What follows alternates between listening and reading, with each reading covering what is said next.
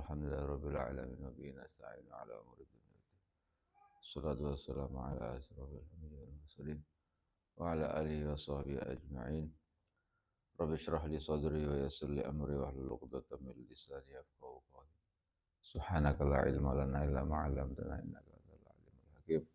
Wa tub 'alaina innaka antat tawwabur rahim.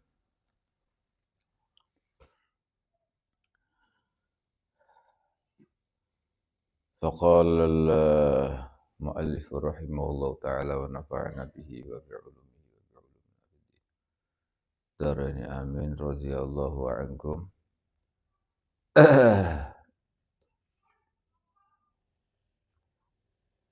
Jila angkal babu fadilati babu sabi' fi fadilati siwak. Ini bab menerangkan tentang siwakan nanti, sikatan. Jadi siwak bab yang ketujuh. Tawi bab yang ketujuh itu fi fadilati siwaki ing dalam menjelaskan keutamaan siwak. Jadi bagaimana keutamaan siwak itu. Dan ini siwak ini penting sekali walaupun kelihatannya itu remeh. Kelihatannya itu gak seberapa tetapi manfaatnya sangat besar sekali. Oleh karena itu secara khusus Imam Suyuti ini membuat bab keterangan tentang penjelasan tentang bagaimana itu siwak melalui hadis-hadis yang disebutkan oleh Rasulullah sallallahu alaihi wasallam. Qala Nabi sallallahu alaihi wasallam, raq'atani bisiwakin khairun min sab'ina raq'atan bi ghairi siwak, kata Rasulullah. Raq'atani utawi rong rakaat bisiwakin kang tetep kelawan siwak khairun iku luwih bagus min sab'ina katimbang 70 apane rakaatan rakaate bi ghairi siwakin kelawan tanpa siwak. 2 rakaat yang kita laksanakan dengan menggunakan siwak itu lebih baik, lebih bagus dibanding dengan 70 rakaat bi ghairi siwak. 70 rakaat tanpa ada siwak. Ini subhanallah. Jadi siwak itu sangat berpengaruh sekali. Ya kita tidak tahu siwak itu, yang jelas siwak itu beda dengan siwakan ya. Kalau dalam kategori ini meskipun sikatan itu juga termasuk bagian dari siwak, tapi siwak itu sendiri memiliki keistimewaan. Kalau siwak itu simpel maksudnya, tidak seberapa, karena dengan menggunakan seperti kayu yang seperti ini nih, kayu yang seperti ini nih. Ini kan cuma ini doang. Kalau kita lihat ini malah kalau nggak terbiasa itu kayaknya nggak enak malah. Tapi kalau sudah terbiasa malah nggak enak ditinggalkan.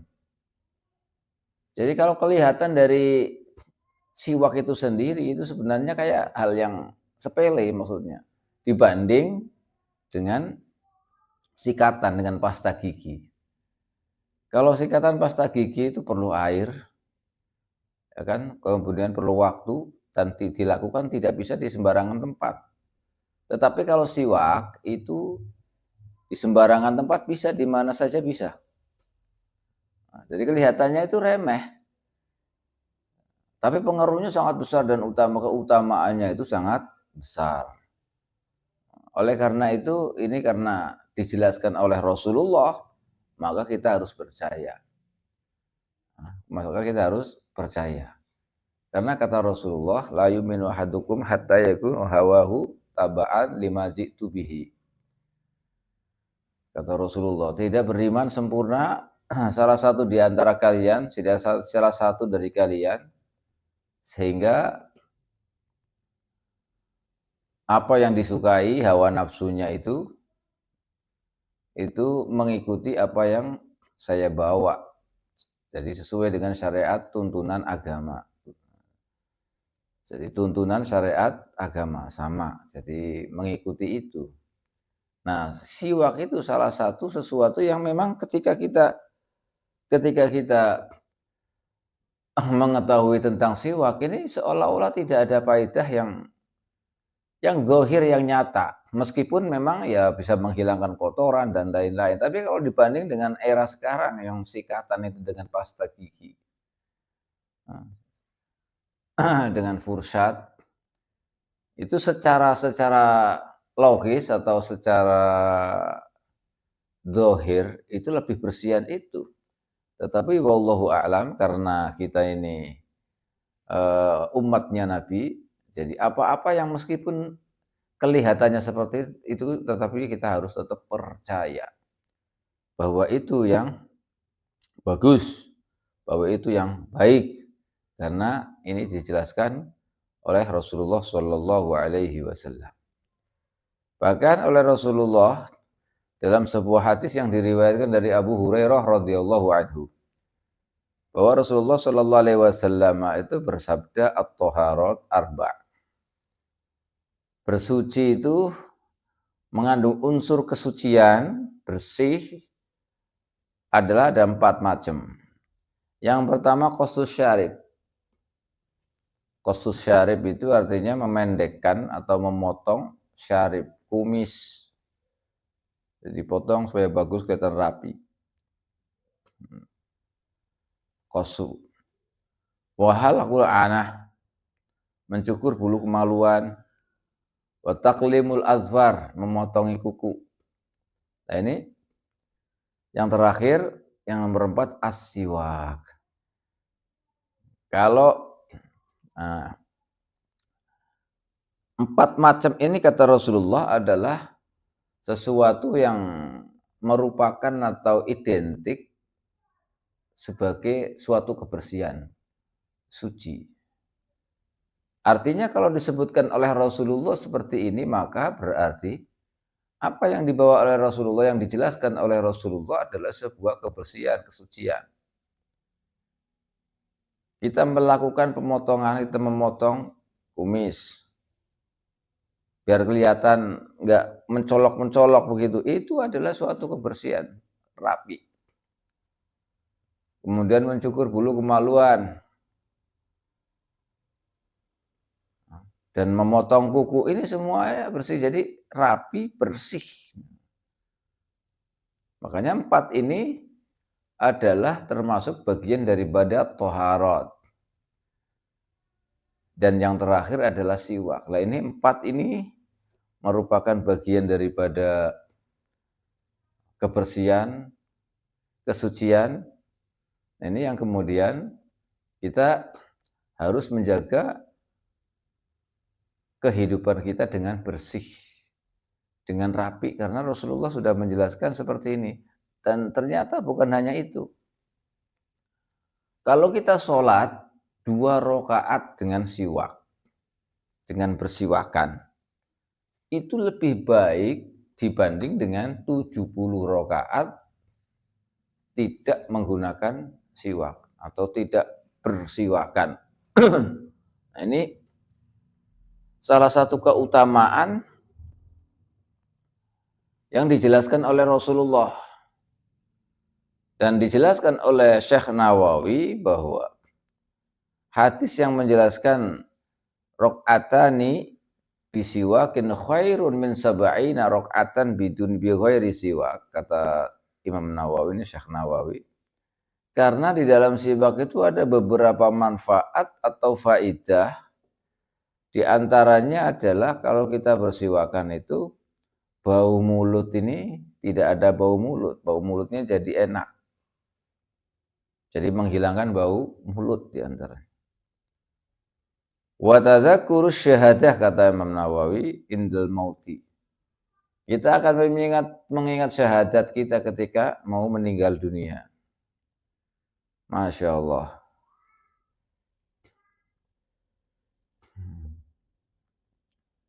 Jadi salah satu di antara penyebab kita ini nanti ketika meninggal dunia mengingat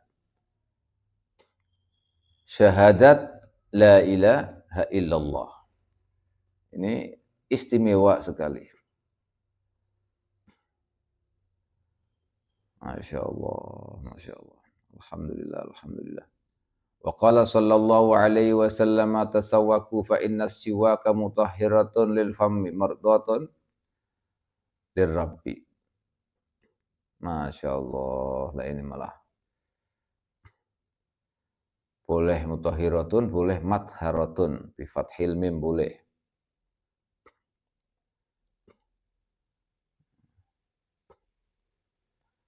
Tasawwaku siwakanu sira kabeh fa inna siwaka krana temen sedune siwak iku matharatun.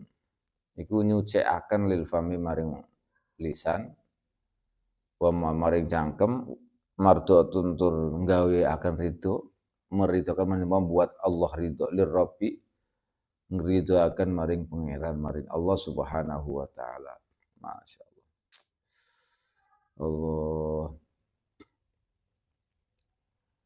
Kata Rasulullah, siwakanlah karena siwak itu bisa mencucikan mulut dan bisa menjadikan Allah ridha. Masya Allah. Ada suatu ketika Al-Imam Al-Alqami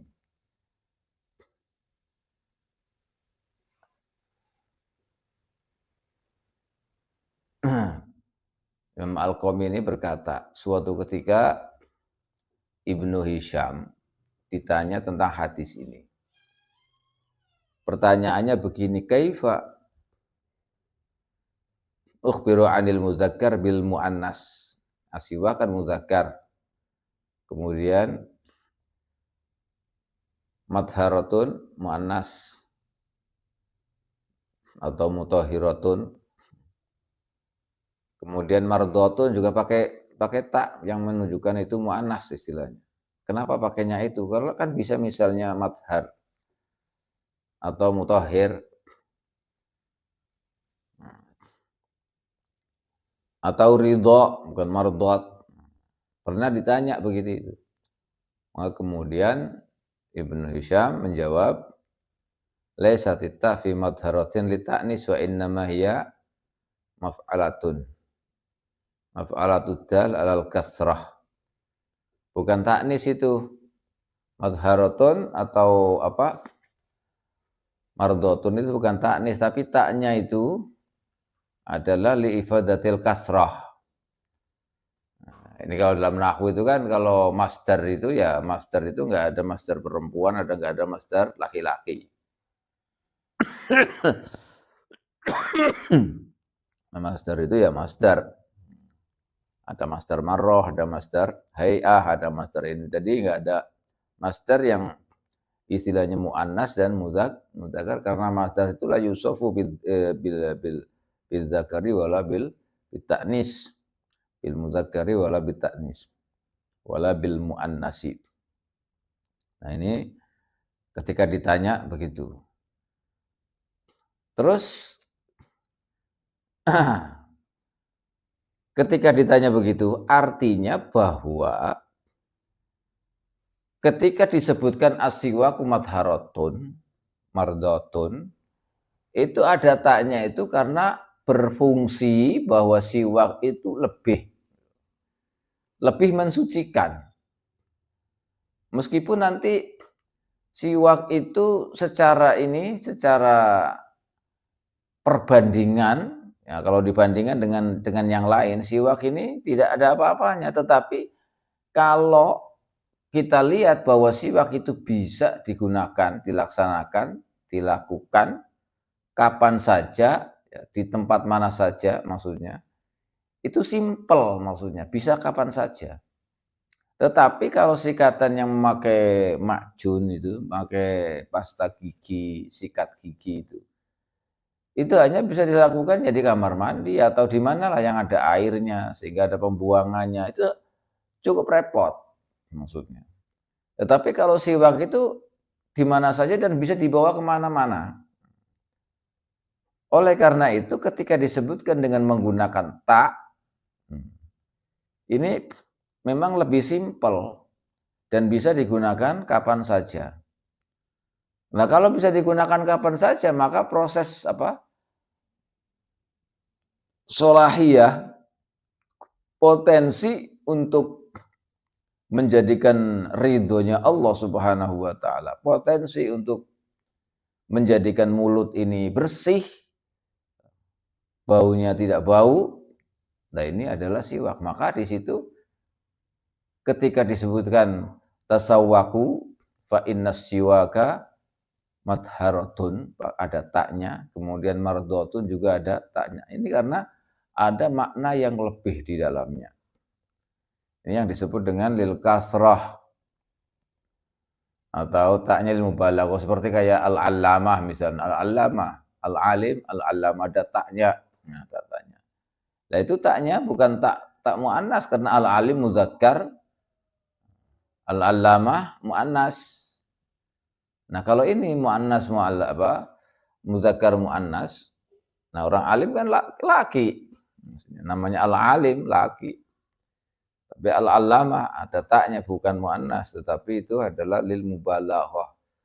Alim dan sangat alim. Nah, ini salah satu yang dijelaskan oleh Ibnu Hisham ketika ditanya tentang kalimat mardotun madharatun. Tapi yang jelas bahwa Rasulullah memerintahkan kepada kita, bersiwakanlah, karena siwak itu mensucikan, membersihkan fam, mulut, dan bisa menjadikan Allah ridha.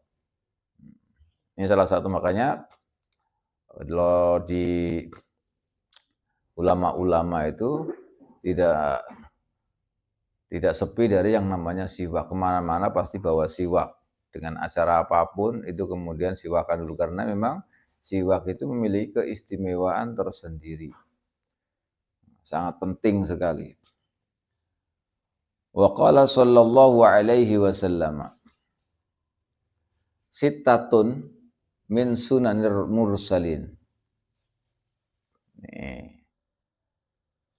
Ada 6 macam utawi barang pitu iku min sunanil mursalin, setengah sange pira-pira tindak lampahe pira-pira wong sing diutus rasul-rasul. Artinya ada 6 macam yang selalu dilakukan oleh para anbiya, oleh para utusan-utusan Allah. Jadi beliau pernah, atau rasul-rasul itu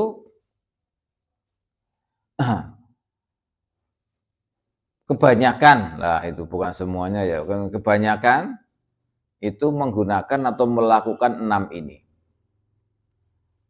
Nah, ini. Jadi para mursalin, para nabi, para utusan itu selalu melaksanakan sittah 6 macam. Jadi kalau kita melakukan 6 itu berarti kita mengikuti jejak para nabi, para rasul. Dan 6. Kalau kita melakukan, maka berarti kita mengikuti jejak para rasul, para nabi. Yang pertama al-haya'u, malu. Ini malu. Malu ini kalau didefinisikan, kita secara ini sudah tahulah yang namanya malu. Tapi menurut Syekh Nawawi bahwa malu ini yang dimaksud atau definisi dari malu ini adalah taghayyurun ya'taril insan min kulli amalin la yahsunu syar'an. Nah, ini namanya malu. Taghayyurun ya'taril insana min kulli amalin la yahsunu waliban.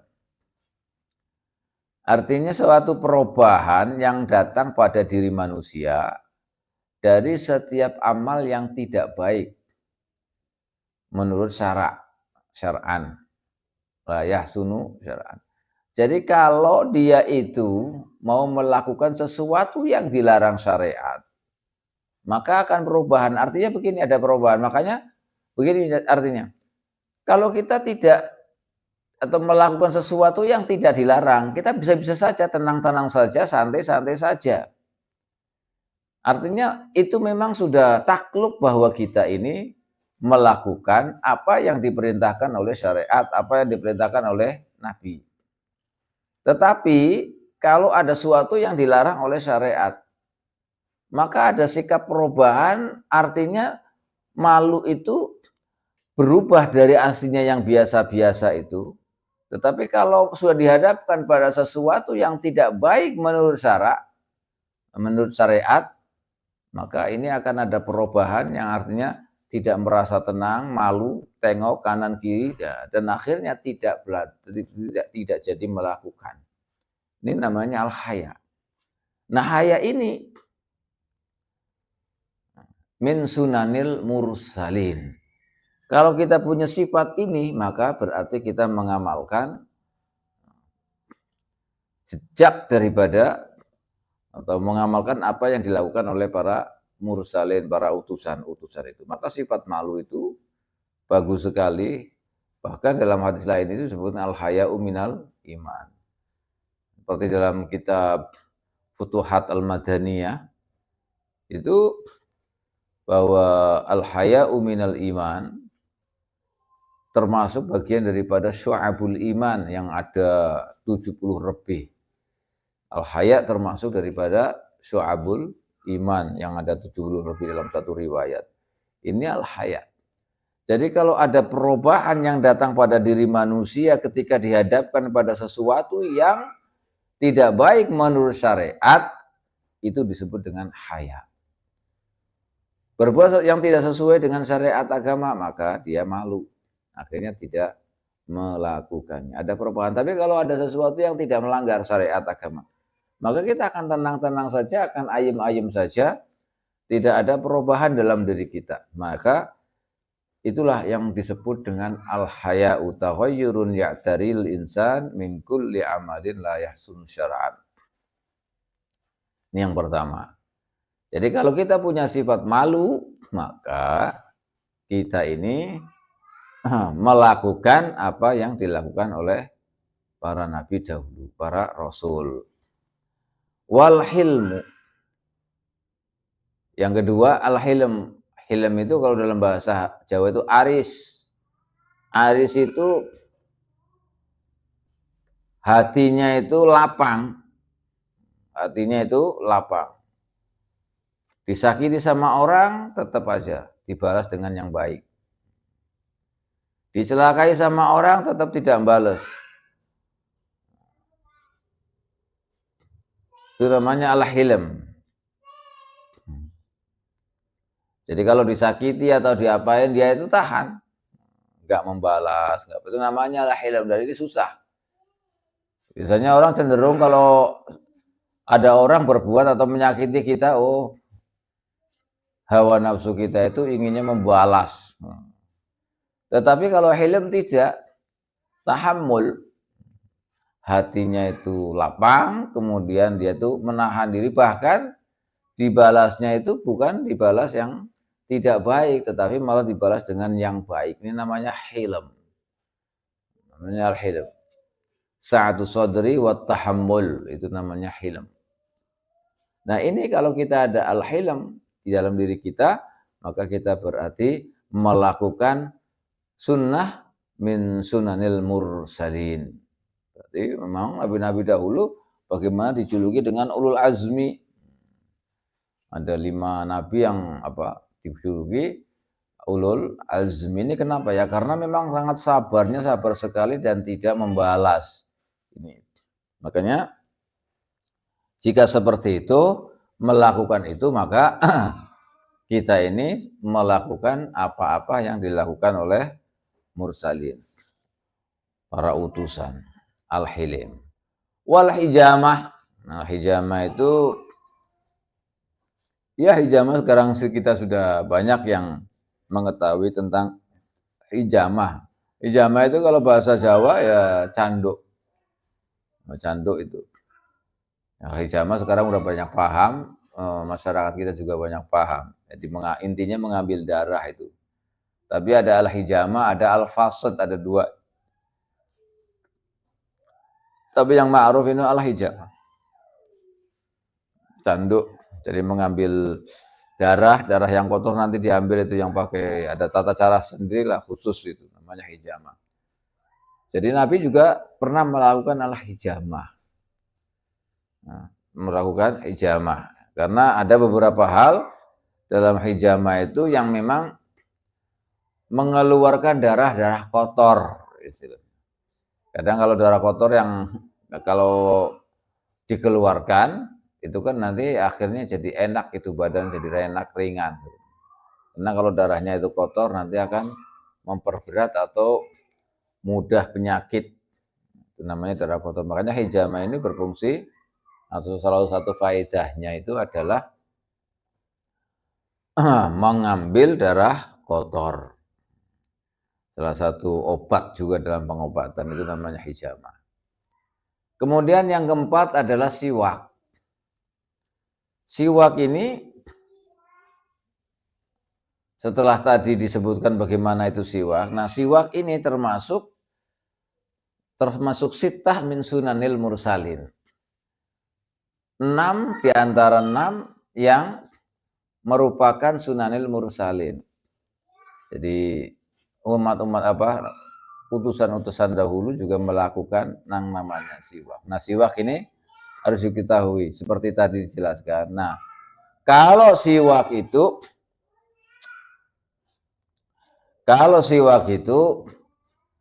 apa namanya? Tadi seperti ini ya, seperti ini. Ini namanya siwak yang sudah masyhur itu yang disebutkan dan tadi temurun-temurun. Tetapi siwak itu bukan hanya ini. Karena siwak itu bermacam-macam dan tujuannya adalah untuk membersihkan mulut. Maka bersiwak itu bukan hanya dengan kayu seperti ini, tapi bikulli syai'in khoshin. Bikulli syai'in khoshin. Sesuatu yang kasar, yang kira-kira bisa membersihkan gigi, bisa membersihkan mulut, itu disebut dengan siwak. Hanya saja kalau menggunakan kayu arok, kayu yang ada baunya, itu lebih utama. Al-afdol itu aulahu al-arok, kayu arok. Tapi kalau dengan selain arok, dengan kain atau dengan hatta, sampai dengan pucuk baju ini, lengan, juga masuk bisa digunakan untuk siwak. Tetapi kan ya kemudian agak jorok kalau menurut kita ini ya. Tapi yang jelas itu boleh karena tujuan daripada siwak itu adalah madharatun lil fam. Nah, kalau bisa dilakukan seperti itu berarti itu sama-sama dengan siwak. Soalnya kalau kita di Indonesia ini untuk melakukan dengan kayu arok atau apa itu susah sekali, tidak ada. Ya dengan apa saja yang menjadikan mulut ini bersih. Makanya bisa semua siwakan itu dengan sesuatu yang khoshin, bikulli syai'in khoshin, sesuatu yang kasar. Tapi yang tentunya yang tidak merusak gigi. Ya ini boleh. Ini siwak itu adalah min sunanil mursalin. Ya. Wa ta'atturu lan nganggo wangen-wangen. Mau menggunakan wewangi-wewangian, minyak wangi atau apa sehingga badannya itu baunya wangi. Ini ta'atur itu min sunanil mursalin. Oleh karena itu penting sekali kita menjaga kebersihan, kita menjaga badan kita bau wangi. Jangan sampai bau apek di dalam. Nah ini bau apek aja ini ketika masuk masjid ini tidak boleh. Makruh hukumnya. Makanya Rasulullah menjelaskan la yadkhulu masjidakum man akalal basal atau man akal basal fala yadkhul masjidana. Siapa yang memakan basol, apa basol itu brambang, bawang merah, itu jangan masuk ke masjid. Kenapa? Karena ada bau. Di dalam masjid seharusnya baunya wangi, jangan baunya apek atau bau yang tidak sedap, tidak enak. Nah, karena bau yang tidak enak ini yang menyebabkan nanti mengganggu orang. Ini orang kalau sholat berbaris berdua, saking berdempetan itu, kemudian baunya sebelahnya baunya gak enak, ini akan mengganggu orang konsentrasi dalam sholat, mengganggu kekhusyuan dalam sholat. Maka singkirkanlah bau itu, maka jagalah bahwa diri kita, pakaian kita semuanya itu berbau wangi. Namanya menggunakan pewangian atau minyak wangi apa saja lah, yang penting baunya enak, tidak bau apek, tidak bau basin. Ini namanya itir, atur itu supaya baunya enak. Nah ini yang kadang-kadang kita tidak menjaganya ya, karena memang sangat tidak mengerti di mana ketika kita ini baunya wangi itu terasa segar, dan malaikat itu, nah, kata Rasulullah juga, Rasulullah menjelaskan bahwa bau wangi itu yang datang malaikat, tapi kalau baunya bau apek yang datang kan setan. Jadi pengiringnya itu ada setan. Makanya kalau kita pengen diiringi oleh malaikat, jaga wewangian itu. Tetapi ini untuk laki-laki, jangan salah. Kalau perempuan ya di rumah saja, di rumahnya pakai wewangian. Kalau keluar jangan pakai wewangian.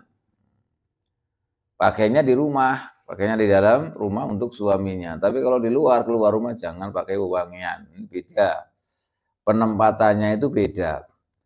Karena kalau laki-laki itu diperlukan atau banyak interaksi dengan orang. Tapi kalau perempuan itu enggak, interaksinya sama-sama perempuan.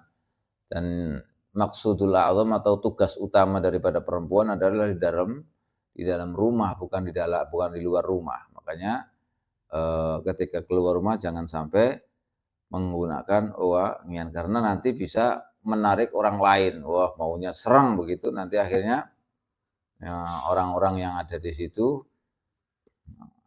yulfitun nazar, jadi akan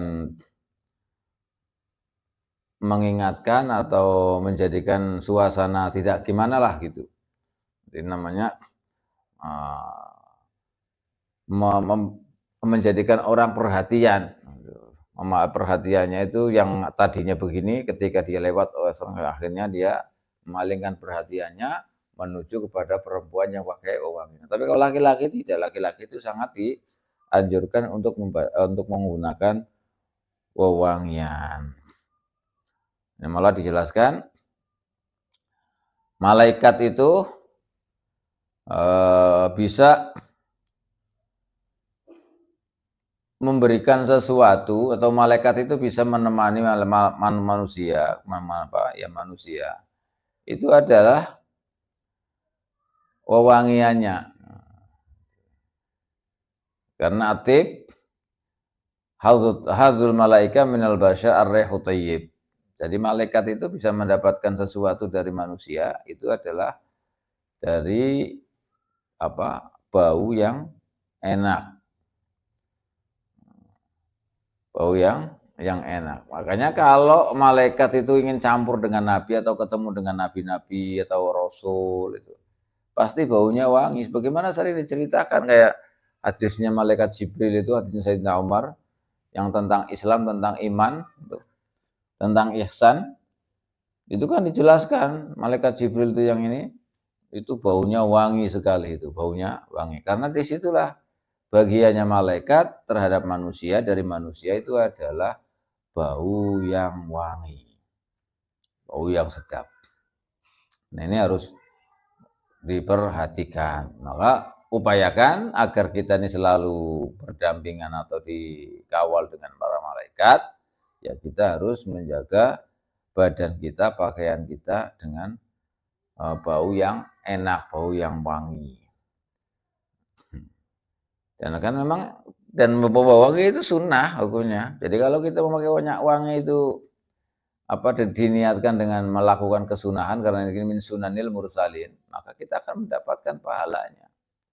Terutama ketika ingin berkumpul dengan siapapun misalnya, ada perkumpulan, ada pertemuan, ini usahakan baunya wangi, baunya sedap, bukan bau yang apek. Nah, ini karena ini sunnah.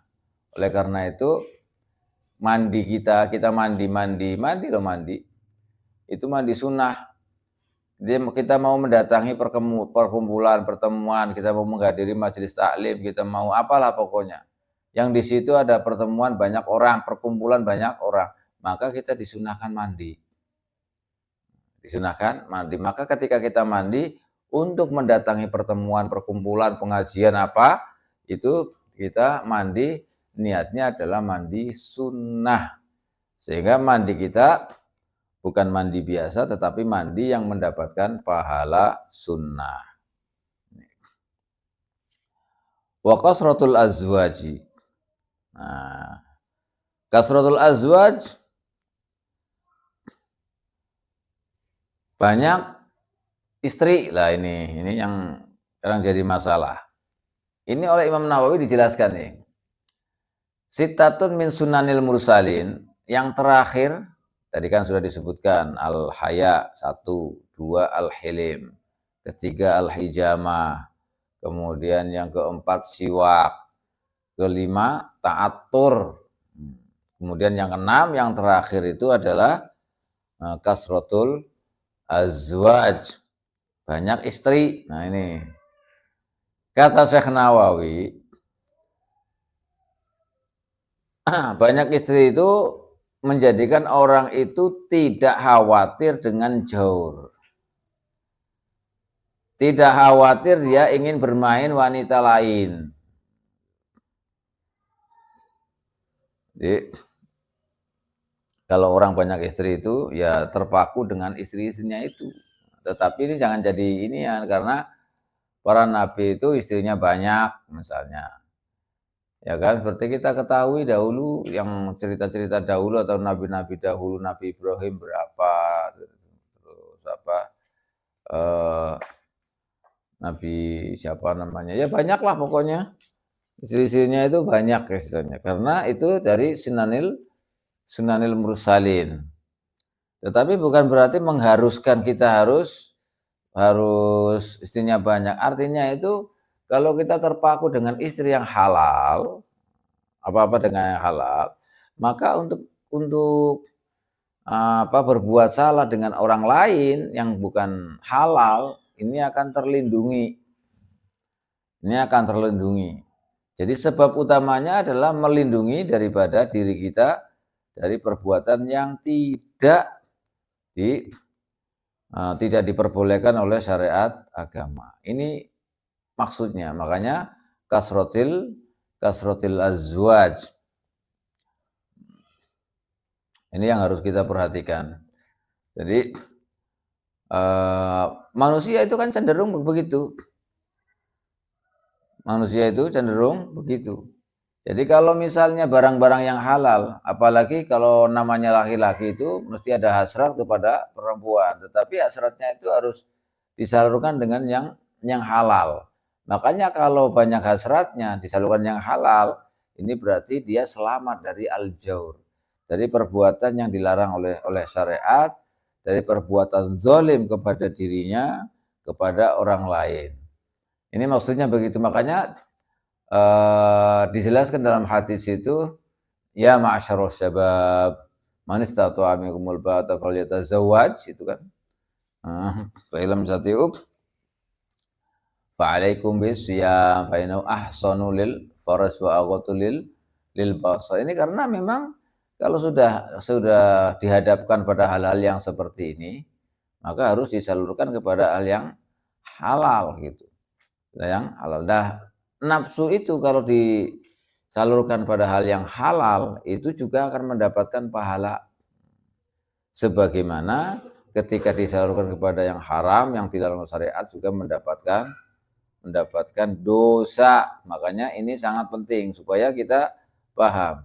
Jadi kasratul azwaj, memang nabi-nabi dahulu istrinya banyak. Karena apa? Ya karena supaya tidak salah satu di antara hikmahnya ya, salah satu hikmahnya supaya meninggalkan dari hal-hal yang jauh, dari ketimpangan yang diperbuatnya. Soalnya ini bahaya. Berarti Nabi itu sahabatnya besar, bukan itu. Salah satu hikmahnya min sunanil, bukan berarti seperti itu semua. Nyatanya Nabi Nabi Isa juga belum nikah kok gitu. Nabi Isa juga belum nikah, nanti kan nikahnya akhir zaman ketika turun ke bumi ini. Artinya ini memang kebanyakan itu seperti itu. Seperti itu. Tapi jangan kemudian wah saya mengamalkan ini nikah banyak ini karena mengamalkan sunanil mursalin, sunanil anbiya. Ini nggak usah ngomong begitu. Kalau memang ini ya akuin saja sahabatnya besar misalnya. Saya nggak cukup dengan satu orang misalnya. Mau nikah lagi ya begitu. Jangan ada alasan yang membenarkan bahwa itu ingin mengikuti sunnah Nabi. Kalau sunnah Nabi bukan hanya nikah saja, banyak sekali. Bukan hanya banyak istri, tapi banyak sekali sunnah Nabi. Kenapa yang dipilih itu kan begitu isinya. Nah ini yang harus kita perhatikan dan harus kita pahami. Makanya nabi-nabi itu dahulu kebanyakan istrinya banyak. Bukan berarti kita harus menirukan itu, tidak, karena itu nanti masuknya dalam kategori syariat kita, syariat Nabi Muhammad Shallallahu Alaihi Wasallam yang diajarkan kepada kita melalui Al-Quran. Itu kan kita diperbolehkan menikah 1, 2, 3, 4 kan boleh. Tetapi itu lebih cenderung daripada solusi. Nah, yang solusi itu tadi. Jadi kalau misalkan syahwatnya terlalu besar, gak cukup dengan satu, ya kawin lagi, nikah lagi.